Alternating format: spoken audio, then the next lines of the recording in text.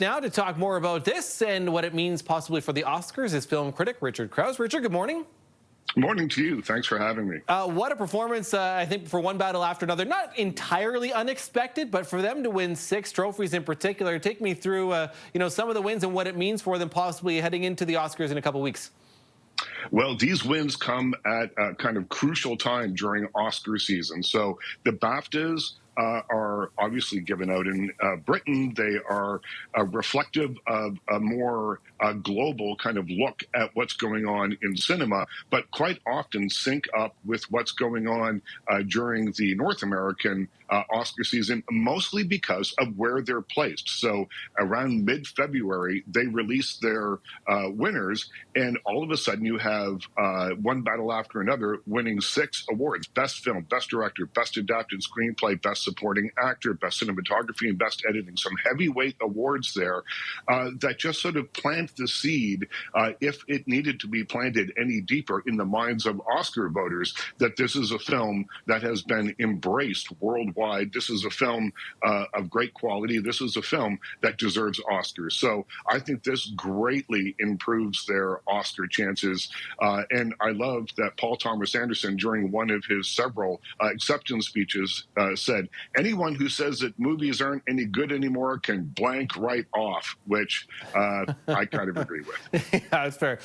Sinners not as quite a big of a show, too, clearly, at least at this point. Had a big night at the Golden Globes. But, is that concerning for them, as you mentioned, on the other side of things for the Oscars and for the Academy Awards? As I see the Oscars coming up, I think it's a 3-way race between one battle after another, which I think is emerging as a front runner right now. Marty Supreme, the Timothée Chalamet film, and Sinners.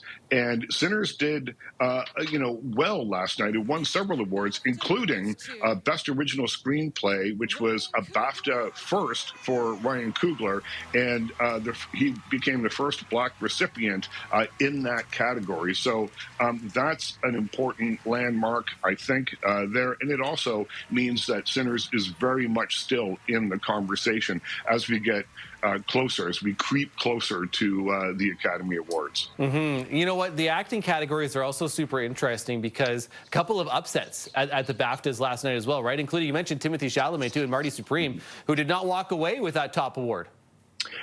I thought that Timothée Chalamet was going to stroll through Oscar season or award season, just grabbing awards everywhere that he went. And so far, that hasn't really happened. So last night, a man named Robert Aramayo won for a film called I Swear, and that was a huge upset. Now, this is not a film that has been in the conversation at all in North America for our award season over here. So I don't know if it has a great deal of effect on Timothée Chalamet's Oscar season or Oscar chances, but I do think that it sort of casts a little doubt that it's not exactly a lock as I thought it would be. Yeah, maybe just that little inkling. Certainly appreciate it, and interesting stuff. Richard Crouse, always appreciate your time. Thanks, Richard.